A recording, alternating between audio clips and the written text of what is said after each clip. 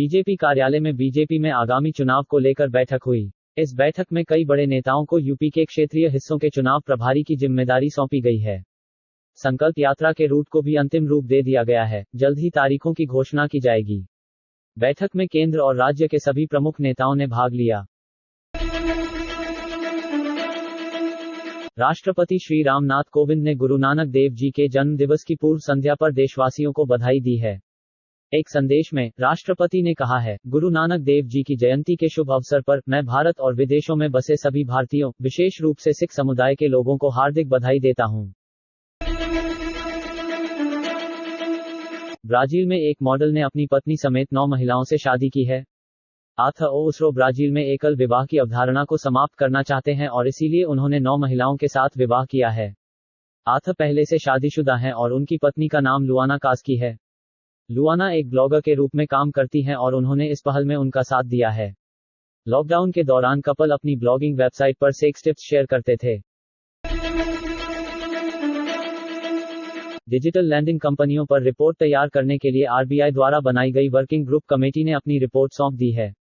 इस रिपोर्ट में डब्ल्यूजी ने डिजिटल ऋण देने वाली कंपनियों को भारत में डेटा स्टोर करने और इस पारिस्थितिकी तंत्र को भारतीय कानून के दायरे में लाने की सिफारिश की है। समिति रिपोर्ट के अनुसार अनियमित गतिविधियों पर प्रतिबंध लगाने की भी सिफारिश कर रही है। कुछ मीडिया रिपोर्ट्स के अनुसार चीन ने लैक के भारतीय हिस्से में एक नया हाउसिंग एन्क्लेव बनाया है।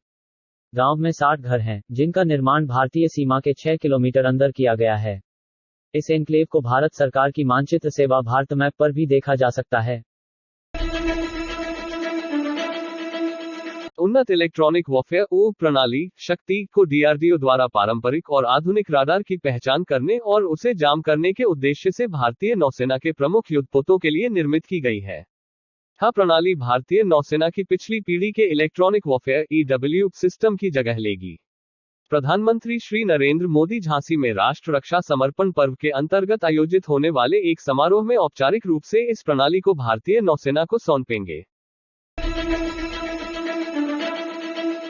दुबई एयर शो 2021 का अंतिम दिन यानी 17 नवंबर भारतीय वायुसेना की सूर्यकिरण एरोबेटिक्स टीम और संयुक्त अरब अमीरात की अल्फोर्सन डिस्प्ले टीम द्वारा एक आकर्षक संयुक्त फ्लाईपास्ट प्रदर्शन के साथ शुरू हुआ।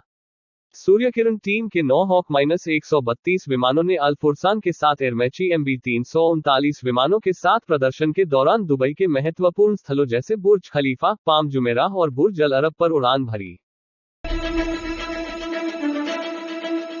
केंद्रीय सूचना एवं प्रसारण मंत्री श्री अनुराग सिंह ठाकुर ने घोषणा की है कि 2021 का Indian film personality of the year award Sushri Hema Malini और श्री प्रसून जोशी को दिया जाएगा। केंद्रीय सड़क परिवहन एवं राजमार्ग मंत्री श्री नितिन गडकरी ने उत्तर प्रदेश में 227.06 करोड़ रुपए के बजट के साथ EPC engineering procurement construction mode के तहत NH-3341 पुरकाजी लक्सर हरिद्वार रोड 2 लेन पक्की सड़क को चौड़ा और सुदृढ़ करने के कार्य को मंजूरी दे दी है। श्री गडकरी ने सिलसिलेवार ट्वीट कर राज्य में 3 अन्य परियोजनाओं को भी स्वीकृति प्रदान करने की जानकारी दी।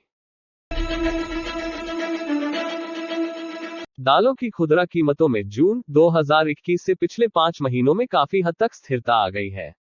आज की तारीख में चना, अरहर, उड़द और मूंग की कीमतों में पिछले साल की तुलना में या तो गिरावट आई है या स्थिर बनी हुई है।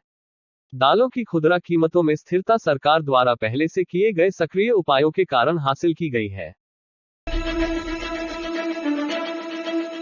मीनाक्षी लेखी ने ललित कला अकादमी नेशनल एकेडमी ऑफ आर्ट में 1 सप्ताह तक चलने वाली प्रदर्शनी का आज उद्घाटन किया। ललित कला अकादमी ने कमल आर्ट गैलरी के सहयोग से भारत माता एवं भारत के नायक नामक प्रदर्शनी का आयोजन किया है।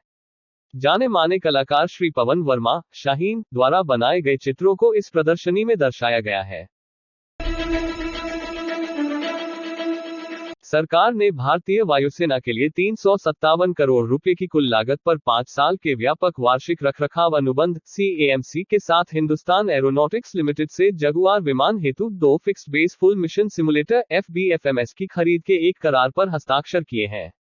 ये सिमुलेटर जामनगर और गोरखपुर वायुसेना स्टेशनों में स्थापित किए जाएंगे। कुमकुम भाग्य की एक्ट्रेस चारू मेहरा ने वेकेशन से अपनी तस्वीरें पोस्ट की हैं। इंस्टाग्राम पर पोस्ट की गई उनकी बिकिनी तस्वीरें वायरल हो गईं। चारू अंडमान और निकोबार द्वीप में छुट्टियां बिता रही हैं और उन्होंने बिकिनी के अलग अलग अंदाज में अपनी तस्वीरें पोस्ट की हैं। अभिनेता से तृणमूल सांसद बनी नुसरत जहां और व्यवसायी निखिल जैन के बीच हाई प्रोफाइल विवाह 18 नवंबर को समाप्त हो गया। कोलकाता की अदालत ने घोषणा की कि शादी कानूनी रूप से अमान्य थी क्योंकि दोनों ने तुर्की में शादी की थी और इंटरफेथ विवाह भारत में पंजीकृत नहीं था।